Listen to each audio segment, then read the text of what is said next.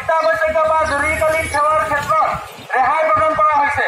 আজি দিনৰ 2 বজাৰ পৰা ৰাতিপুৱা 5 বজালৈকে কোনো লোক ঘৰৰ পৰা বাহিৰত ওলাব নোৱাৰিব, কাৰণ ঠাণ্ডা আইন জাৰি কৰা হৈছে।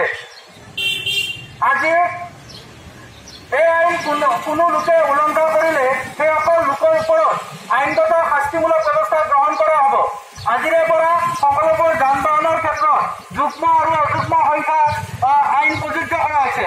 অড এণ্ড ইভেন নাম্বাৰ যিসকল লোকৰ বাহনৰ শেষৰ নম্বৰটো 13579 হয়, সেইবোৰ গাড়ী আজি চলিব পাৰিব।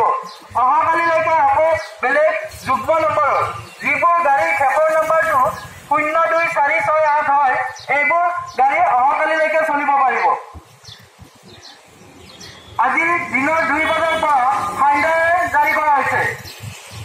দিনৰ 2 বজাৰ পৰা ৰাতিপুৱা 5 বজালৈকে কোনো লোক ঘৰৰ